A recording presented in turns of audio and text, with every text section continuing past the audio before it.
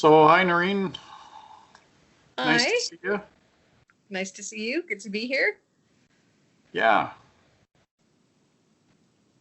So, um, we go back a bit, even that year, but I had my fundraiser in 2014, and you sent some of your CDs and some pins and stuff to help with the fundraiser.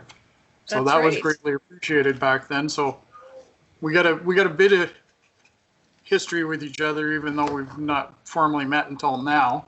Yeah. So thank you once again for doing that. Oh, you're Six most years. welcome. So you have your Christmas album that's coming out. This is I a first for do. you. This is a first for you. First Christmas album. Um, yes, the first studio Christmas album. I did a living room recording for my mother about 4 years ago. That Okay. people asked me to put it on and online, and I did, and surprisingly, it got picked up, and Oh, and nice, so I thought maybe I should do a proper one, so I did. nice. Yeah, it sounds great, and it was done under the grant program with Creative BC. Is that correct? The songwriting, I received a grant for the COVID. They had a COVID-19 response, Oh, okay. and in May, so I wrote four of the songs on the album, thanks to a Songwriting BC Creative BC Showcase grant.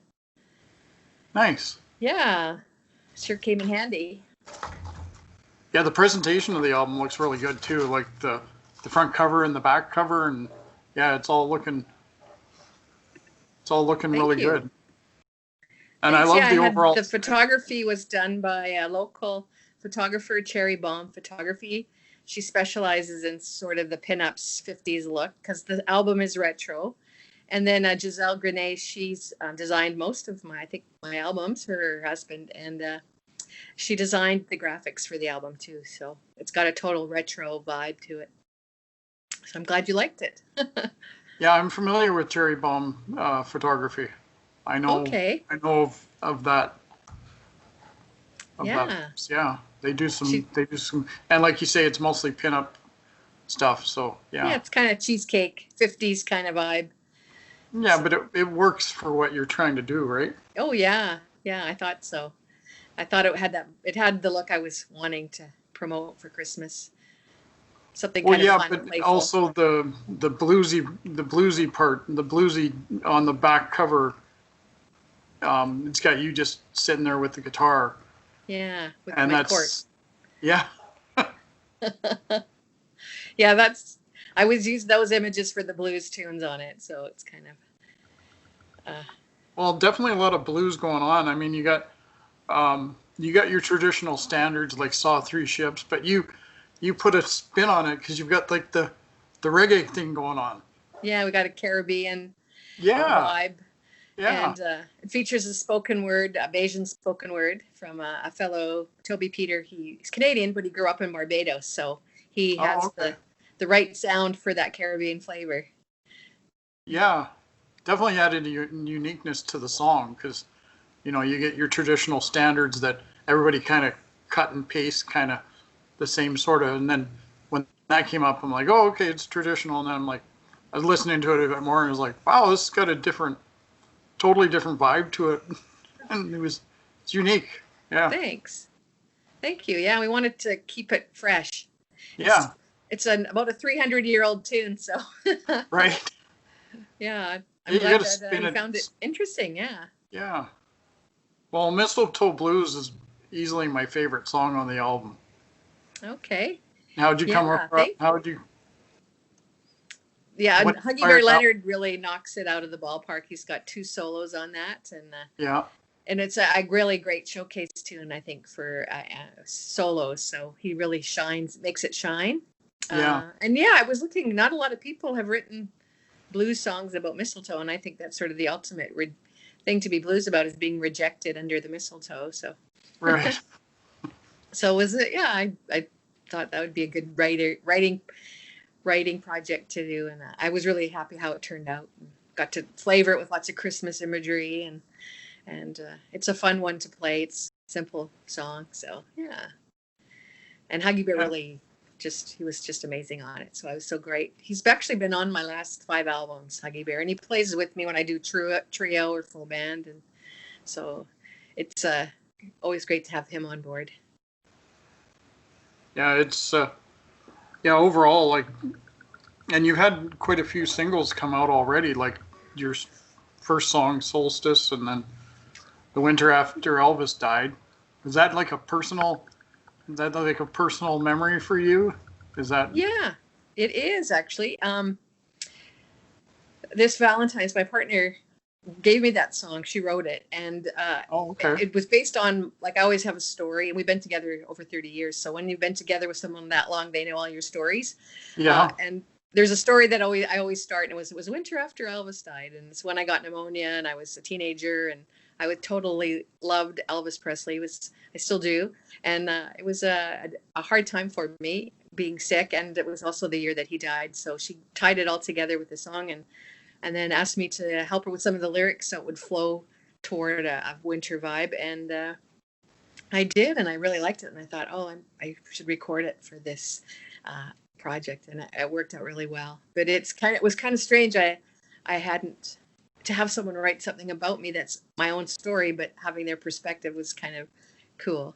And yeah, so it was a Valentine's song, and now it's on the Christmas album. So it's one of those seasonal celebration songs, I guess. Yeah. Well, yeah, and good or bad memories, it's all a part of who you are, right? Right. And that's nice yeah. that it has that connection, that personal connection to it. Is that Yeah. she took the time to do that for you, and Exactly. now together you've been able to share that with everyone. Yeah, it was really evolved, and I really was happy with how it came to be. And so was she. So she was excited because she's just started. She's a trained concert pianist, and she's plays with me live, and has been on the last 4 albums. And but she's just sort of branching out into songwriting. So she was really excited that I was so excited about it. But I thought it has a really killer chorus too. That chorus really stays, I think, with people once they hear it. And it's a novel title. I know people ask me as soon as they see the song list, that's sort of the first thing they're interested in, is like the winter after Elvis died, what happened, like you yourself. So it's one of those interesting conversational, where did this song come from? And well, you can definitely hear it in the way it's written. You can tell it's a personal. It's not just a song like Mistletoe Blues about being rejected or something. This is actually this has personal life experience in it. Exactly. Yeah. That makes it really more special song. And then of course Brent Ma, he does a really killer sax. When he came in the studio, we asked him to give us his best Clarence Clemens, so it has a real Springsteen sound to it, which is the 70s kind of sound we were going for. So I was really happy how it turned out all over the place, from studio to writing to how it's being received so far. Yeah, and I didn't mention that the album comes out on the 4th of December. Right, yeah. But it's an independent release, or are you getting... It is, yeah. I'm self-releasing it under my Braun and Brains music label. I'm releasing singles every week. There'll be 5 singles before the actual album releases. I have Put a Wreath on It Blues is releasing this Friday, and then Poinsettia Pearl releases the next Friday, and then the title track, December Falls, well, it'll be the push when the whole album is released. So nice. Things have really changed. It seems that Spotify and all the other ways of getting music out into the public, they really can think that singles is the best way to go. So that's why I'm pre-releasing the singles, sort of building the momentum that way. And actually it makes sense, because that way you can sort of highlight a whole bunch of different songs before people actually get the whole album, and it entices them to listen, I hope. Well, we were raised in the year of the decades of the singles, right? We had the 45s. Yeah. And then remember they came out with the cassette tapes that just had the singles on them? That's true, yeah. Yeah. Mixtapes and yeah. Yeah, exactly. So we know what it's like to just hear the single, and you're anticipating the release of the album. What else does the rest of the album sound like? Yeah. So, exactly. So it gives them something to go on, for sure. Yeah. So I'm in. It's the first time I've done releasing singles first. Usually I just release the album. So it's a bit of a learning curve, but I'm enjoying how the process works. It's kind of cool. So Solstice has been doing really well. That's sort of the first single on Spotify, and people who are pre-saving it and things like that. Well, it's a nice way to start out the album. That's for Yeah. sure. It's a nice soft tone. Thank you. Kind of has that jovial middle part, during the chorus and that. And Yeah, I thought it's sort of a nice way to warm up people. So yeah, your first impression is sort of what is this all about? And the same with the flow on the album. It's sort of, I think it's welcoming. It's sort of, please come and listen to these songs, and I'll be your entertainment for 45 minutes sort of thing. And it yeah. entices people. And then that's followed by I Saw Three Ships. Both of those are very upbeat, positive kind of songs. So because the title track is actually quite a sad song. So this way I can sort of Well, catching snowflakes on my tongue isn't really a sad part, though. No, not at all. It's a joyful tune. Yeah. And so I've been also doing music videos. I'm madly working on all these music videos and doing it myself. And I actually really like editing. So Yeah. I'm trying to release the same week that each single comes out. I'm releasing a music video. So that's Nice. been keeping me really busy.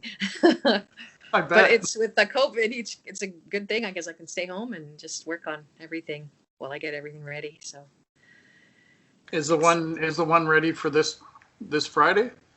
yeah, I've got Put a Wreath on It. It's really psychedelic. It's probably the most psychedelic video that I've done. Oh, really? Because it's such a long song, I wanted to keep people's attention as long as the song goes as well. People are really visual, and they tend to have short attention spans. So I'm keeping it really lively and psychedelic, like the song. It's a jam song. I've actually played it with the band for a long time. All the players, Adam and Elliot and Huggy Bear and Alice. And so it is one of those songs that when we play live, we jam out on it for 10 minutes because it's such a simple, nice groove that it really flows. You can have lots of solos. Huggy Bear actually has 3 solos on that song. So it's a perfect jam tune.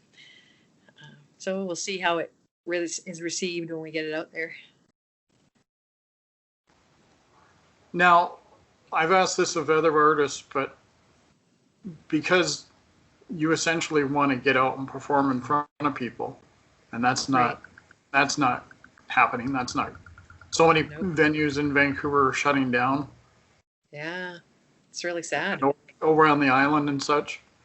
Are you maybe planning on doing any like in-home performance or anything that people can tune into that you might be having coming up around the release of the album? Anything planned like that, or? Yeah, we originally had a booking, but of course it got canceled because of COVID. So we decided we're just going to do an at-home Facebook Live event on December 4th. We've been doing some shows this month at 7 o'clock. So it's very casual. We'll be sitting on our couch. Me and Alice, we won't have the band there, of course, but we're going to play them to track, which is kind of cool. So it's actually the album with the members, but they're there virtually. And we'll chat and talk about the songs, and people can come on over to our apartment and sit in our living room, and we'll talk about the songs and have a virtual celebration of the album release. So that's how we're going to open it and celebrate it. So come on over Friday, December 4th, by Facebook Live on my music page, Norine Braun Music, and we'll be there playing. I'll be sure to include the link. Yeah, I sure will. Or please do, I should say. Now you've got a few accolades that I'd like to go over. We'll go back as far as 2018, 2019. Okay. You got the Creative BC Amplify BC program awarded 2 grants, one for recording the album Through Train Windows, the second for music video Sleeping Buffalo. Yes. Like you've got a call sheet of all your accolades from back to 2006. Yeah. So. Yeah, I was honored to have a Creative BC acknowledge my work as an independent artist and to support the recording of Through Train Windows, as well as Sleeping Buffalo. Sleeping Buffalo was my directorial debut. I hired Francois Desrosiers. He's a very highly regarded outdoor cinematographer from Revelstoke, and we went to Banff and we filmed the video and he edited it, and it was just an amazing experience, and I wouldn't have been able to afford such a project without the help from Creative BC. So it's been it was well received, got lots of plays, and I just was so exciting to do it and to bring it to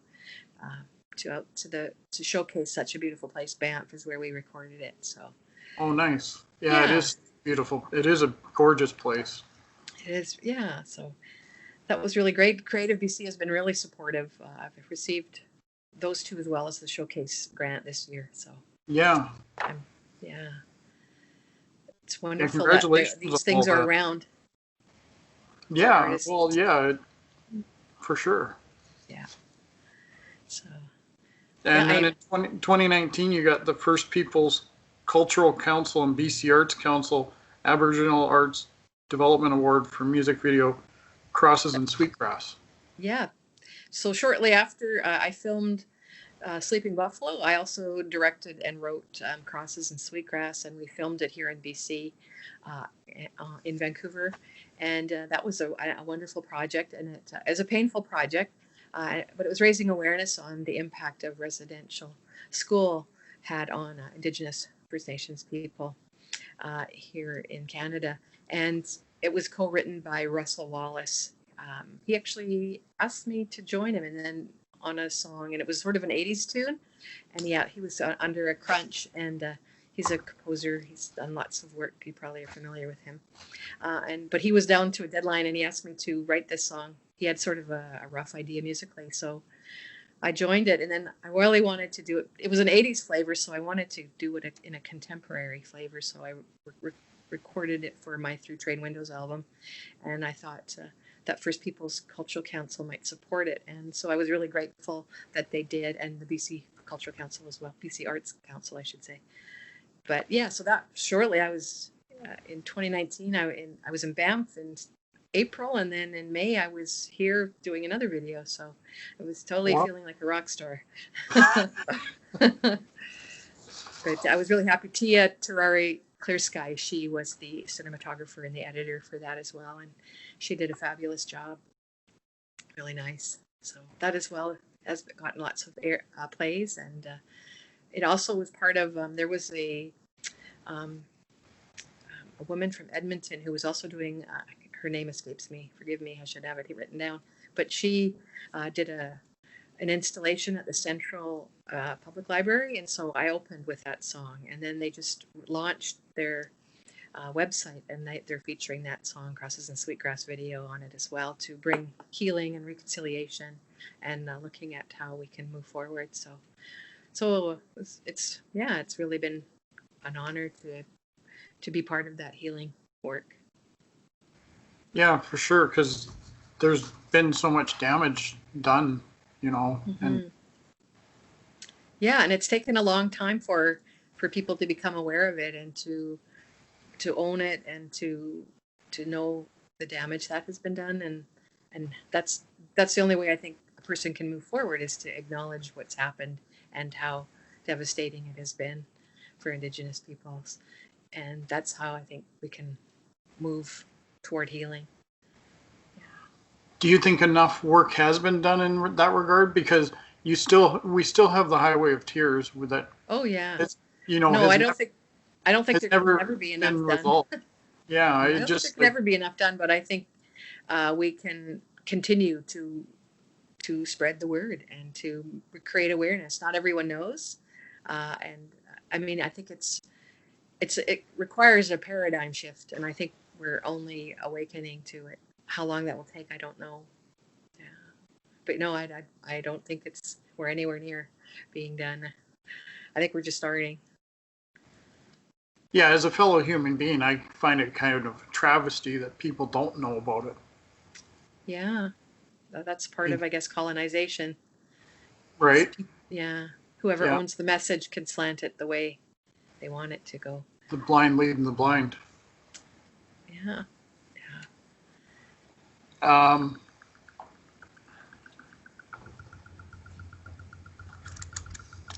sorry, I thought I had more notes. Oh, that's okay.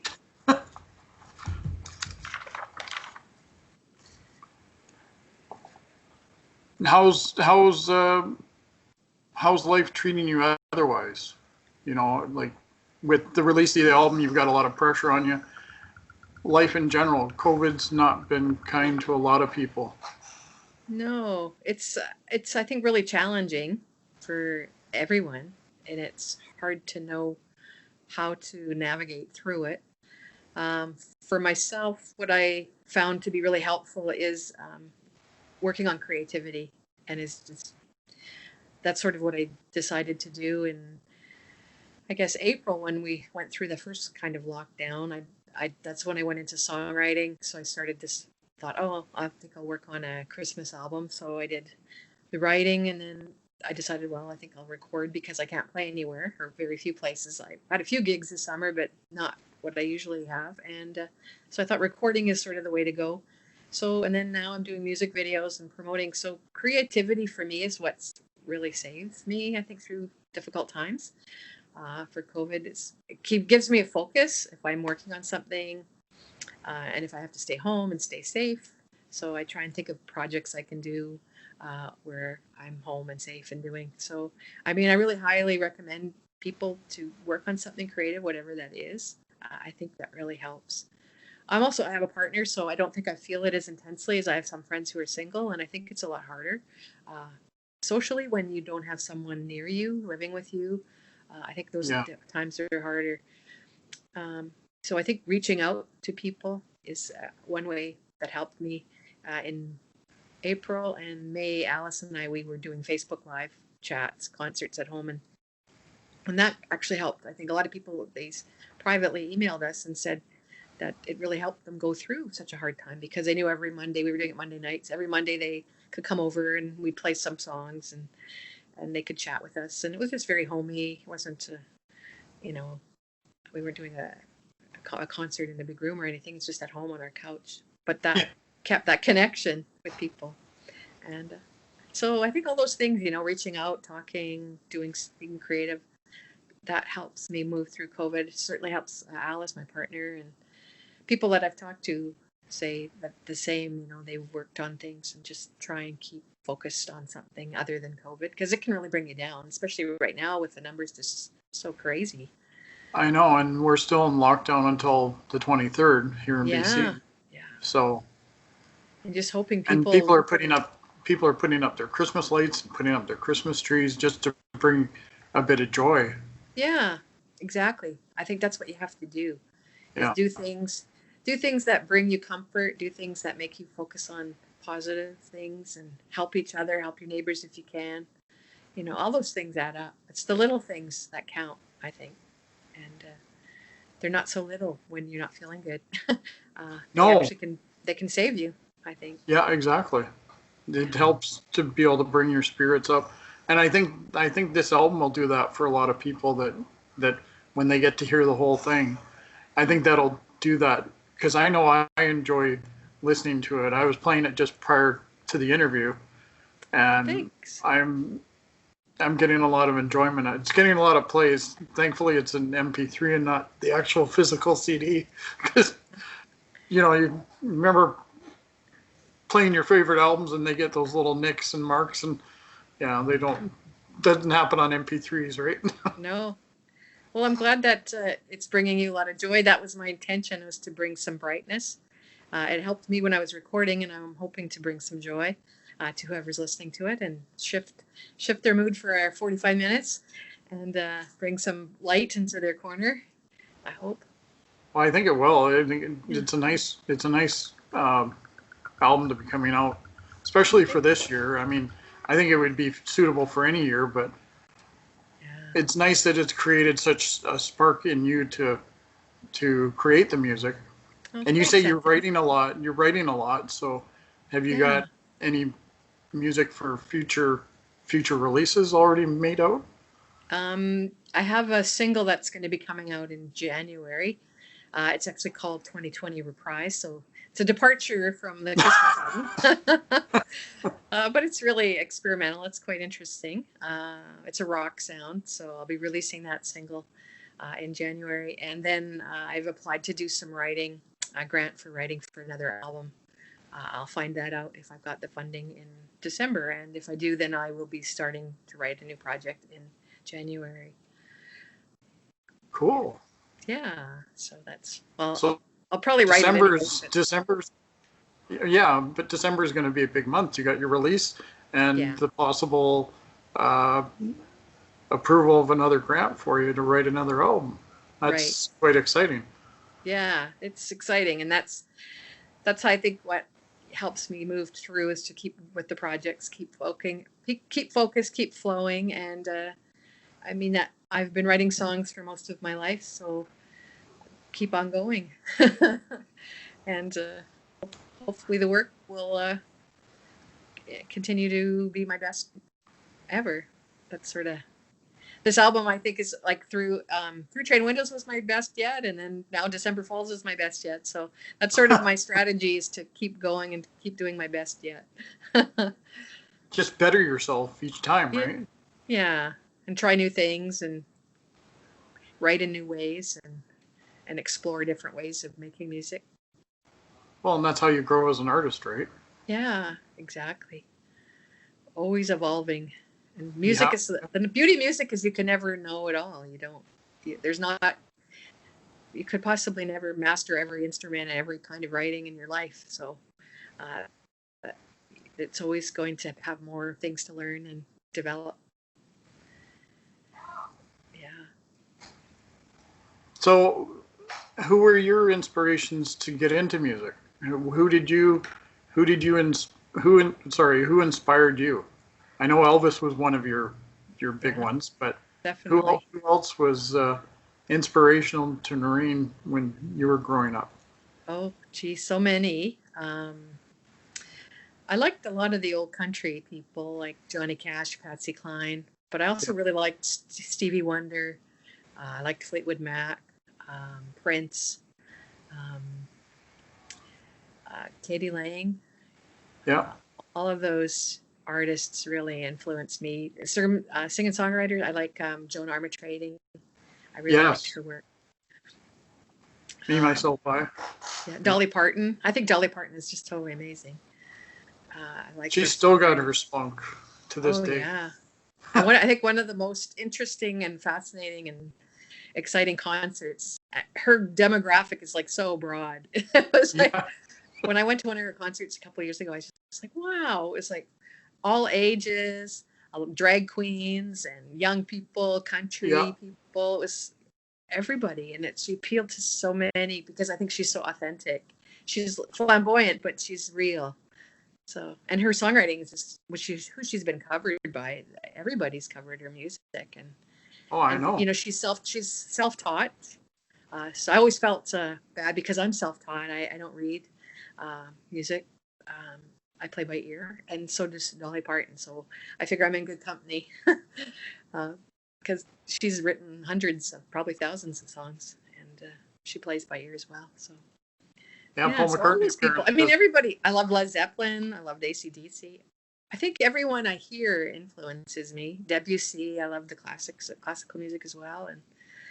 And I think when you're a musician or an artist, I think you're always influenced by everything that comes across your path that resonates with you. So right. Yeah. I like all music. All music that I've heard has influenced me somehow. Yeah. Cool. Yeah, I asked that question, and then people are like, "Well, I like this, and that," but they're generically, straight across the board, and Yeah. Yeah. And I think when you listen to some of my earlier albums, you can tell like I listen to a lot of different styles. Because people would always say, "Oh, you're really eclectic." Because I'll do a jazz song or a blues song, or I'll do folk or rock, but I think people listen to all kinds of music. They don't just listen to one genre.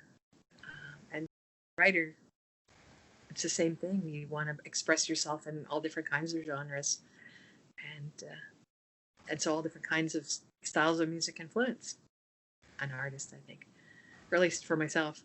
Yeah. Yeah. David Bowie was great at evolving himself too, and like he just kept evolving, and he kept changing his musical styles Yeah. for that decade he was in. He was fantastic for that. Yeah. He never boxed himself in. No, He he did was what he always felt. outside the box. He expressed himself how he was in the moment. And I think that's a great thing to be able to achieve something like that, is to be true to yourself and to just put it out there how you're experiencing it. Yeah. Do you find that easier as an independent artist because you're in complete control of what you do artistically and anything else than being under the guidance of a record label or a management that wants a specific look or image or sound? Yeah, I would think so, because it's no one's telling you other than yourself Yeah, what you want to do. That said, though, you still, when you get you send things out for reviews, people still want to know what box to tick.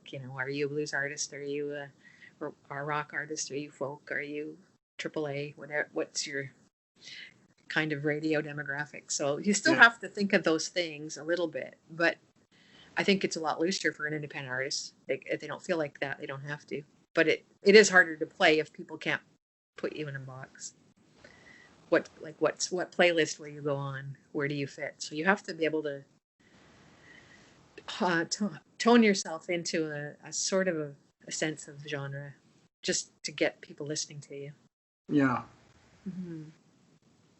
But I think radio, or not radio, but I think record stores are fundamentally to blame for them because everything was categorized. Yeah. Blues, jazz, rock, Yeah. metal, soul, R&B. Yeah.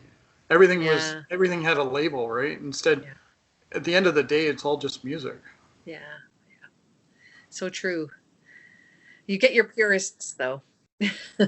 Yes. I found, just like in playing, it's like, oh well, I do blues songs. Am I a blues artist? Not really, but I do like to do a blues. I had a blues band, but I do a whole bunch of styles. So some people, if they come and hear you, they're expecting to hear blues. So you have to be careful how you label it yourself.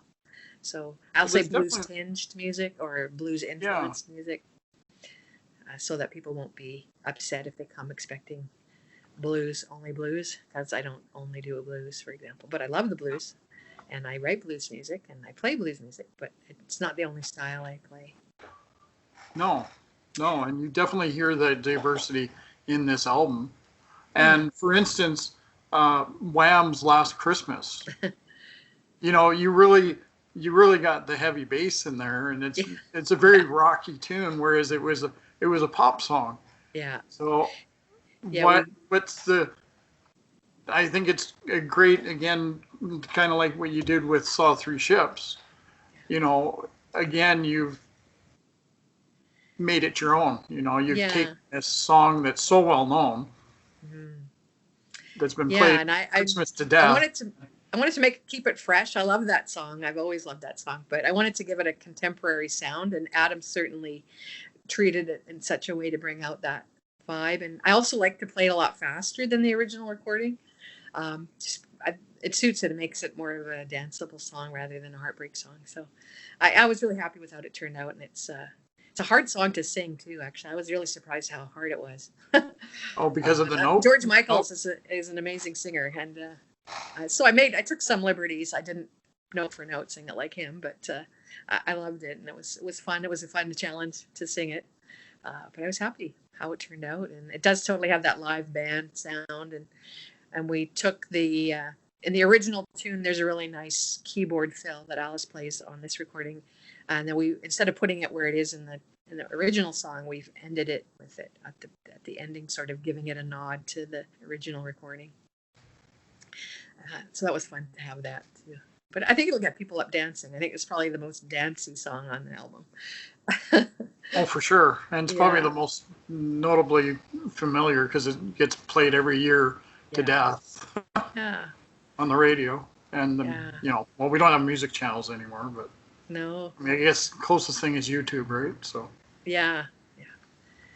Yeah, I heard it so much. That's why I thought I'd better do it, because actually I like it. I always look forward to Christmas to hear that song. That and Blue Now you, Christmas. I thought, now oh, you can play it yourself. pardon me? Now you can play it yourself. Yeah, yeah. So, Get your own version of it. yeah. How was it? You said it was hard to sing. It was a hard song for you to sing. Is it because it's in a higher pitch vocally, or? Yeah, and he does a lot of slides in his singing and how he approaches it. He goes all over. And I wanted to capture try to capture his essence and how he approached that song. And so Right. it's really low. He goes up high and he goes low, and he's really breathy, and just all the slides he does. Like some of them I couldn't. I'm not a great singer like George Michael's, so I had to sort of do it in a way that best suits my style of singing. But just trying to copy what he did, it was like, wow, was a phenomenal singer. So it was more just the slides and his gymnastics that he can do with his voice. So learning how to do those approaches. You don't really notice it and when you're listening, but when you're singing it, it's like, wow, that's a whole other ballgame. But it was fun to do it. Nice. Yeah. Is there anything else you'd like to add? I mean, there's no concerts coming up, I know, No but you're concerts. having live. You're having Yeah, the live. come to the December 4th live Facebook couch party. We'll be running the tunes, and it'll be fun. I do actually have City of Burnaby. They are having this really cool event that's happening in all the parks. They're going to have all these posters, and if you're walking through the park, you use your phone, and there's these QR codes. There's those little black and white boxes, and if you click it on your phone, it'll take you to music videos that City of Burnaby has put together. There's all sorts of different. There's music. I think there's visual arts. I think there's some acting, all sorts of different things. I can't remember all of them, but City of Burnaby's putting this on. They recorded me at the Shadbolt Center about 3 weeks ago, and I'll be singing with Alice Solstice, and then they do an interview. And so I'll be on one of the QR codes, I think in Deer Lake Park, but you can get them all there. There's 12 different parks. And so it's just a way to engage people when they're out in the park, and then bring it's called Celebrate the Season, bring the seasonal cheer to people in a safe way. So that was really cool. And that starts, I think, December the 7th, I think, and it'll be on till January 15th. So just to encourage people to go out when they're out in Burnaby with their phones, click on the posters, and you can see all of the different artists taking part of it. So that'll just bring that up into their phone, kind of like a YouTube video, and Exactly. just watch it. Cool. Yeah. Nice. So I haven't seen anything like it before. It's a really creative project. So I was really excited to be invited to be part of it. So I did a bunch of pop-up concerts this summer for the City of Burnaby. They had this amazing idea to just throw little pop-ups I did Deer Lake, I did Burnaby Village Museum, the Rose Garden up at Burnaby Mountain. And so people didn't know that there's going to be live music because, of course, they didn't want people to gather. So it just happened to be, if you happened to be at the park, you got to hear, an hour concert. So that was really fun. And that was, I think, quite clever way of bringing music to people in a safe way. And so kudos to City of Burnaby for doing that. And I think I did 6 shows this summer doing that. So it was a great way to keep the music going. Yeah, and it gets you out of the house and you're doing something you like to do. Exactly. Which is perform. Yeah, and bring the music out there. So that's the other thing I got happening. And then, of course, just for people to check out my YouTube link, because I'm putting out music videos every week until Christmas, and some probably 2 a week until Christmas. And I'll have some information about the different songs and what they're about and how they came to be. And so subscribe to my YouTube channel and check out all my videos I'm working on too. I will. I'll subscribe. Thank you. Awesome. And I'll also share this interview on my social medias when I know it's out there too. So thank you for that, Anthony. Not a problem. It's been my pleasure. Yeah. After all this time, we finally get to touch base. Yeah. Yeah. So socially distanced, of course, but nice and safe. Yeah. Don't even need our masks. That's right. Yeah.